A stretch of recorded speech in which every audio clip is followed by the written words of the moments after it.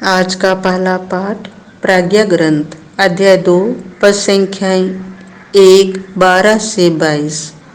हम उसे घिनौनी मृत्यु का दंड दिलाएं। विधर्मी कुतर्क करते हुए आपस में यह कहते थे, हम धर्मात्मा के लिए फंदा लगाएं, क्योंकि वह हमें परेशान करता और हमारे आचरण का विरोध करता है। वह हमें संहिता भंग करने के कारण फटकारता है और हम पर हमारी परंपराओं को त्याग देने का अभियोग लगाता है। वह समझता है कि वह ईश्वर को जानता है और अपने को प्रभु का पुत्र कहता है। वह हमारे विचारों के लिए जीवित चुनौती है। उसे देखने मात्र से हमें आरुचि होती है। उसका आचरण दूसरों जैसा नहीं और उसके मार्ग भिन्न हैं। वह हमें खोटा और अपवित्र समझकर हमारे संपर्क से दूर रहता है।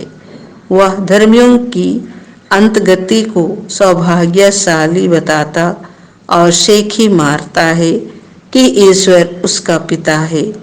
हम यह देखें कि उसका दावा कहाँ तक सच है। हम यह पता लगाएं कि अंत में उसका क्या होगा। यदि वह धर्मात्मा ईश्वर का पुत्र है तो ईश्वर उसकी सहायता करेगा और उसे उसके विरोधियों के हाथ से छुड़ाएगा। हम अपमान और अत्याचार से उसकी परीक्षा लें, जिससे हम उसकी विनम्रता जान जाएं और उसका धैर्य परख सकें।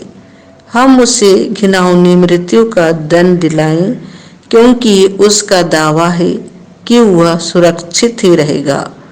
वे ऐसा सोचते थे, किंतु यह उनकी भूल थी।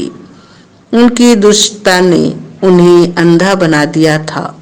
वे ईश्वर के रहस्य नहीं जानते थे।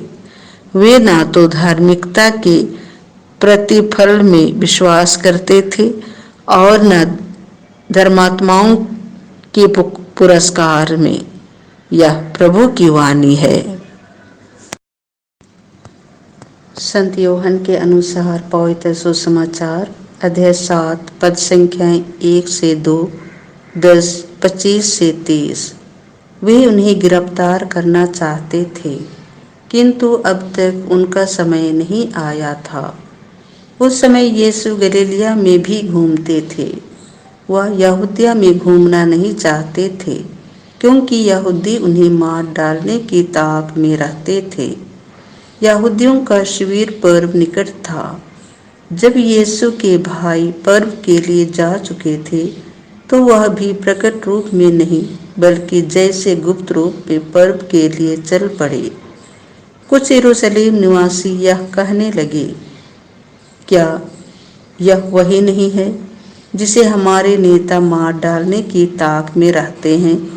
देखो तो, यह प्रकट रूप से बोल रहा है और वे इससे कुछ नहीं कहते। क्या उन्होंने सचमुच मान लिया कि यह मसीह है? फिर भी हम जानते हैं कि यह कहाँ का है। परंतु जब मसीह प्रकट हो जाएंगे तो किसी को यह पता भी नहीं चलेगा कि वह कहाँ के हैं। यीशु ने मंदिर में शिक्षा देते हुए पुकार कर कहा, तुम लोग मुझे भी जानते हो और यह भी जानते हो कि मैं कहाँ का हूँ। मैं अपनी ही इच्छा से नहीं आया हूँ। जिसने मुझे भेजा है वह सच्चा है।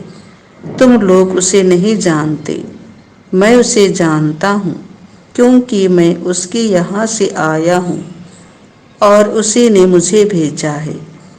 इस पर भी उन्हें गिरफ्तार करना चाहते थे, किंतु किसी ने उन पर हाथ नहीं डाला, क्योंकि अब तक उनका समय नहीं आया था। यह प्रभु का सुसमाचार है।